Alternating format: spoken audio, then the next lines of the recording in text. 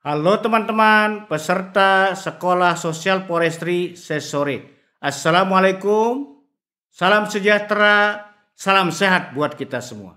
Perkenalkan, nama saya Muayyad Ali Musi, saat ini menjadi Direktur Program Yayasan Bambu Lestari, pernah menjadi Koordinator Nasional Konsorsium Pendukung Sistem Hutan Kerakyatan KPSHK, dan pernah juga menjadi Sekretariat Nasional Forum Komunikasi Kehutanan Masyarakat FKKM. Saat ini masih menjadi anggota kelompok kerja perhutanan sosial di tingkat nasional. Teman-teman, hari ini kita akan belajar sejarah sosial forestry melalui perspektif gerakan sosial. Sejarah sosial forestry itu panjang, ya, sejak penjajahan zaman Belanda, sejak zaman kerajaan, tapi saya mau bercerita sejak tahun 60-an.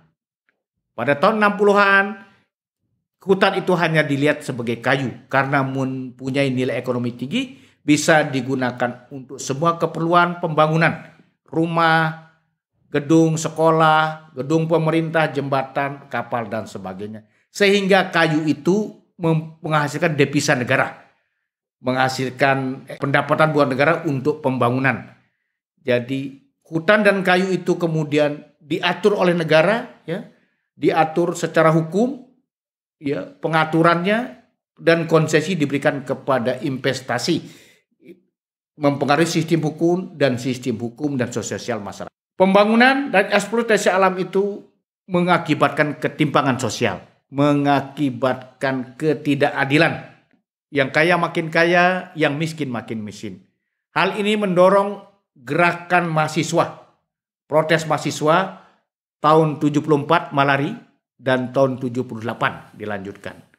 Protes mahasiswa ini secara tidak langsung direspon di dalam Kongres Kehutanan Dunia di Jakarta tahun 78 dengan slogan Forest for People, hutan untuk rakyat. Tapi belum ada gambaran seperti apa hutan untuk rakyat. Tahun 80-an, kepedulian masyarakat dan publik terhadap lingkungan semakin tinggi. Pemerintah membentuk Kementerian Lingkungan Hidup, di masyarakat sipil terbentuk WALHI. Eksploitasi sumber alam sudah tidak terkendali.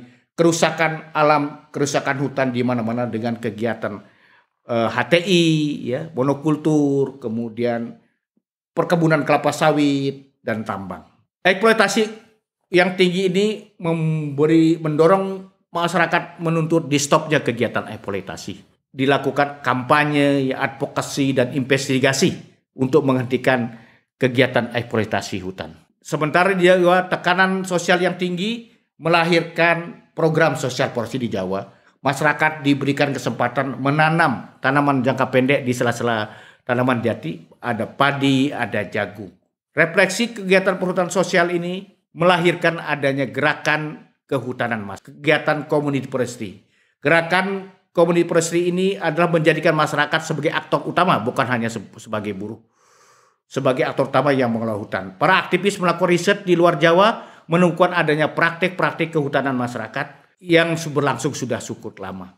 Tingkat konflik yang makin tinggi di luar Jawa mendorong para aktivis memperjuangkan di pemerintah agar praktik-praktik pengelolaan hutan oleh masyarakat diakui dalam bentuk hutan desa dan hutan adat di luar Jawa. Pada tahun 2000, pemerintah mengadopsi gerakan kehutanan masyarakat dengan gerakan social forestry. Pemerintah menjadikan social forestry sebagai alat untuk melakukan rehabilitasi hutan dan lahan. Tingkat lahan yang kritis memerlukan partisipasi masyarakat, tapi masyarakat hanya sebagai buruh.